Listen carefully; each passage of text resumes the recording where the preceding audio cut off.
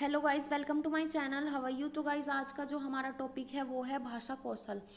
Guys कई बार TET में आ चुका है इसके अंदर से, तो चलिए वीडियो स्टार्ट करते हैं। मनुष्य एक सामाजिक प्राणी है। गाइस सबको पता है मनुष्य समाज में रहता है तो सामाजिक प्राणी है। समाज में अन्य व्यक्तियों से संप्रेषण स्थापित करने के लिए वह बोलकर या लिखकर अपने भावों को अभिव्यक्त करता है। मतलब गाइस समाज में कम्युनिकेट करने के लिए वो क्या करता है, अपनी फीलिंग्स को एक्सप्लेन करने के लिए वो क्या करता है, वो बोलता है या तो लिखता है।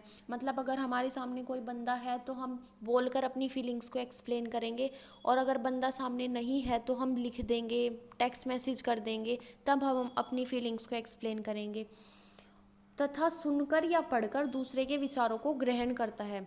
गाइस जैसे अभी आप देख सकते हो, मैं आपको एक छोटा सा एग्जांपल दे देती हूँ कि इस वीडियो में मैं आपको बोलकर पढ़ा रही हूँ और आप सुन रहे हो, तो ये हम क्या कर रहे हैं, ये हम कम्युनिकेट कर रहे हैं। और मैं कुछ चीज़ों को अंडरलाइन भी कर रही हूँ, मतलब मैं लिख रही हूँ, और जो मैं अंडरलाइन कर रही हूँ उसको आप क्या कर रहे हो, उसको आप पढ़ रहे हो। तो ऐसे मैं अपने विचार को एक्सप्लेन कर रही हूँ और आप ग्रहण कर रहे हो।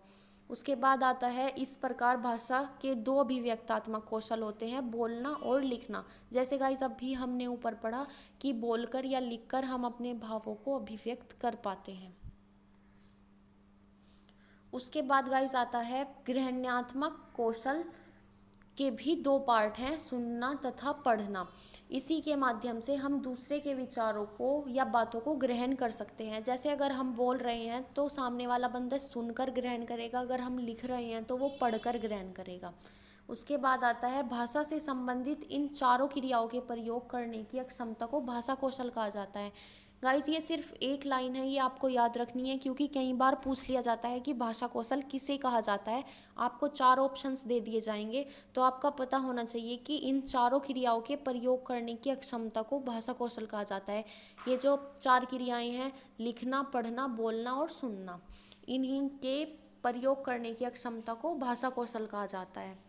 उसके बाद गाइस जो ये लास्ट वाला जो लाइन है ये सबसे ज़्यादा इम्पोर्टेंट है, क्योंकि टेट में कई बार इसी में से पूछा जा चुका है।